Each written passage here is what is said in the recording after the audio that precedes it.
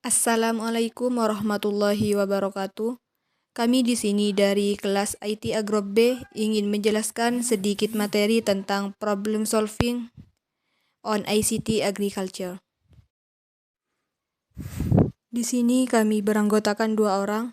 Sebelumnya, perkenalkan nama saya Nurziana Fetia Dewi, NIM 202410102020 dari Prodi Teknologi Informasi.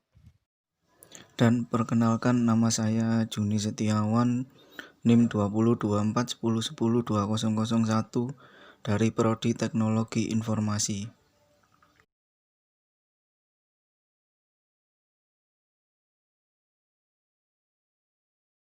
Menurut kami sebagai developer, penyelesaian masalah pertanian di Kelurahan Vilas, Kecamatan Barahap ini menerapkan sistem IoT atau Internet of Things sebagai penawaran teknologi untuk smart farming.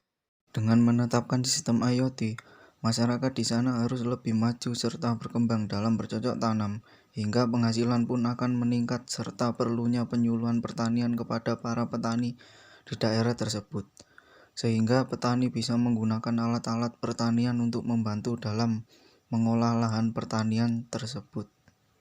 Ketika lahan tersebut akan beralih fungsi, petani bisa membuat kelompok tani di mana lembaga kelompok tani tersebut bisa memproteskan atas alih fungsi lahan tersebut dengan dasar bahwa mata pencaharian di sana kebanyakan petani, sehingga developer tidak seenaknya mengambil alih lahan tersebut untuk dijadikan perumahan. Dari permasalahan tersebut, ada 5 alat pertanian yang menggunakan sistem IoT yang bisa digunakan para petani di Kelurahan Vilas, Kecamatan Barahap untuk melakukan kegiatan pertanian dengan lahan yang sangat luas, serta bisa digunakan untuk proyek-proyek pertanian berskala besar, di antaranya sebagai berikut. 1. Transplanter. Sesuai dengan namanya, transplanter difungsikan untuk menggantikan tangan saat menanam padi di sawah berlumpur. Mesin ini memiliki 2 variasi. Pertama, ada transplanter yang digerakkan secara otomatis. Biasanya, ada 6 jalur yang dibentuk dalam sekali lintasan, sehingga bisa mempercepat proses transplantasi bibit padi ke sawah. Kedua, ada tipe transplanter yang menggunakan tenaga manual alias didorong langsung oleh pengguna. Dalam satu lintasan biasanya bisa menanam hingga 4 baris. Bibit padi yang baru diambil dari petak persemaian bisa langsung taruh ke mesin ini. Secara bertahap, bibit itu akan memancap dengan kuat ke dalam lumpur sawah.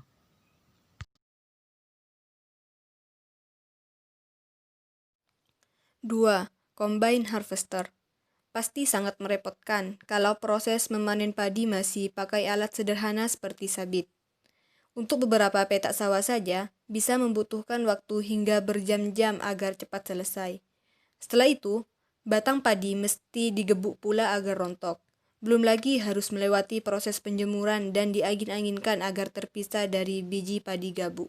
Proses yang bertele itu dirangkum dalam mesin industri ini.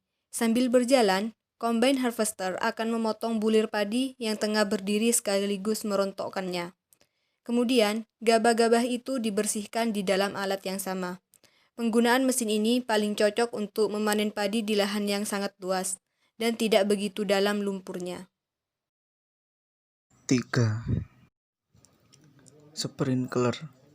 Berhubung kebutuhan air sangat penting bagi pertumbuhan tanaman, maka sangat merepotkan jika hari-hari dihabiskan hanya untuk menyirami mereka, terutama di musim kemarau karena sungai-sungai surut airnya.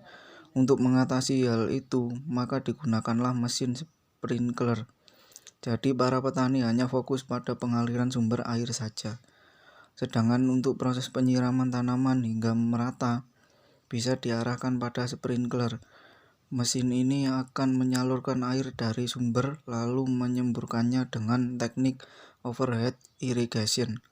Dalam waktu singkat, tanaman-tanaman pun menjadi basah. Tidak hanya basah dari batang ke akar, tetapi juga untuk permukaan daun-daunnya. 4. Rotavator. Persiapan tanah sangat diperlukan untuk menghasilkan panen berkualitas tinggi.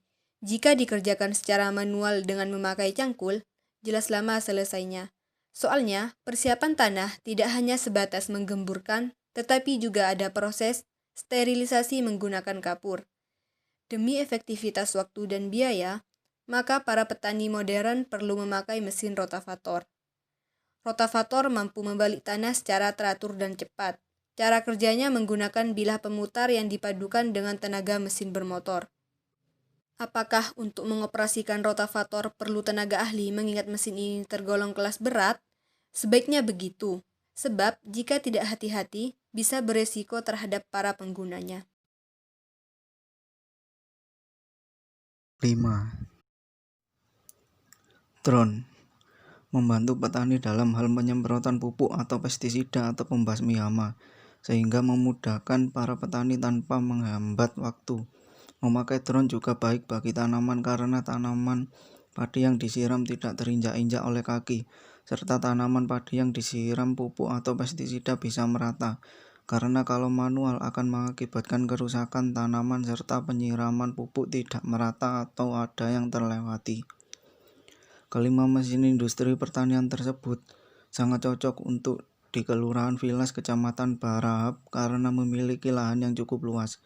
Para petani di sana mestinya mampu bersaing dengan para petani di daerah lain yang sudah menggunakan teknologi pertanian. Cukup sekian penjelasan dari kami, kurang lebihnya kami mohon maaf yang sebesar-besarnya. Assalamualaikum warahmatullahi wabarakatuh.